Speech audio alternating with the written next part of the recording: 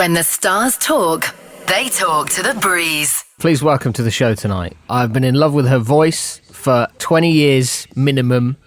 She is a world-renowned performer and a stunning live artist. Please welcome to the show tonight, the lovely Tori Amos. Hi, Tori. Hey, Damien.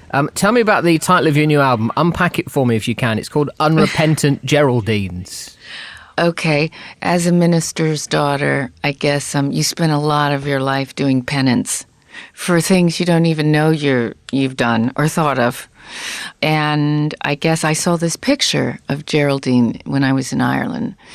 She's from the 19th century, and she was praying to the Mother Mary.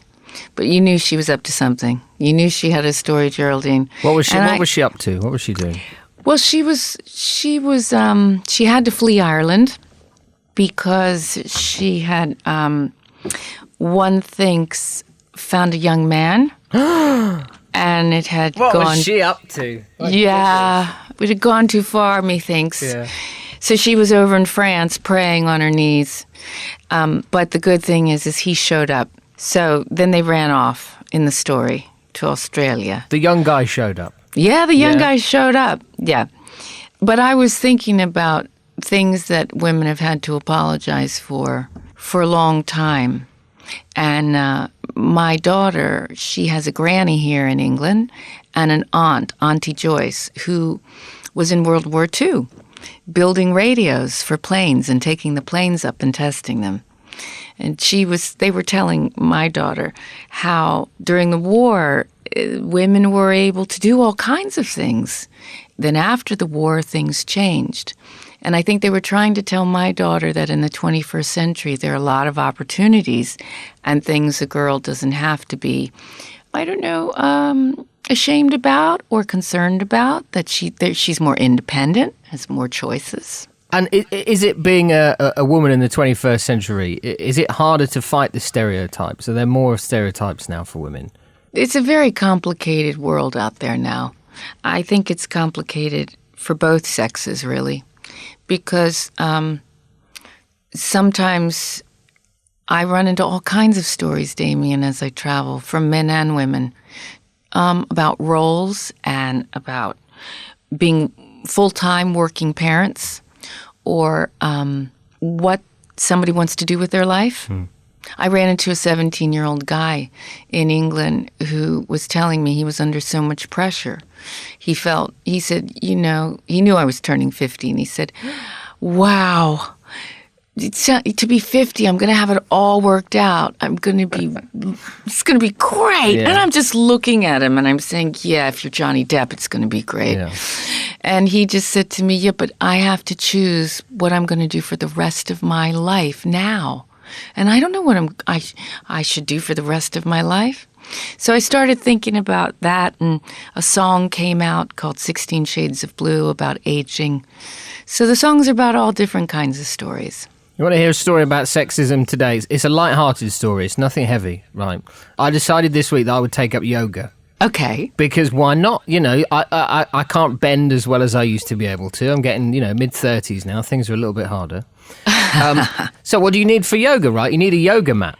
Right. So I go into the sports store. I ask them where the yoga mat is. They put it in the women's section. Right. And I get two choices. I get baby pink or baby blue. There are no man colours for yoga mats. There are no yoga mats with flames on them or a beard. You just can't get a male yoga mat. Okay, so you know what your business is going to be now. Yeah. You're making emblazoned yoga maps for all the dudes. Yeah, .com. That's what I'm going to do. Tell me about the new album. It's out in the middle of May. This is your 14th studio album now. Where did you record this one? This was recorded in Cornwall at Martian, my husband's studio. It was written all around the globe. I get really inspired by listening to stories and traveling and getting out of my comfort zone, I guess, getting out of my routine to write. Your favourite place then must be Cornwall, because you spend a lot of time there. Well, the thing about Cornwall... And do you get the pasties when you go to Cornwall? Do you have Cornish pasties? If I had Cornish pasties, I wouldn't be doing an 80-city tour at 50, okay? I mean, I'm not going to lie to you. Yeah, it's quite a disciplined sort of eating regime to get ready for a tour. And what do you do then? Stretches, your green tea? Yeah, all that stuff, but also the rower. Oh, yeah, that's hard work, though. It's hard on your shoulders. Yeah, it's hard work. So then I sing while I row for breath control. So I'm rowing and singing. Like a jolly sailor. Yeah, right. Exactly. But it's good. It helps get you ready. Love it. And you've got the live dates in the UK next month: Glasgow, Manchester, Birmingham, Nottingham and London. A lot of your songs are some of them are very deep, they're very detailed, they're basically telling stories. How do you bring those to life on stage with such a sort of story background? Every tour is different. This one I'm out with my crew. So there will be some technical surprises in a good way, little gadgets, little things we do. I have quite a few keyboards on stage because, I have this Rick Wakeman fantasy, but without the cape. Don't we all?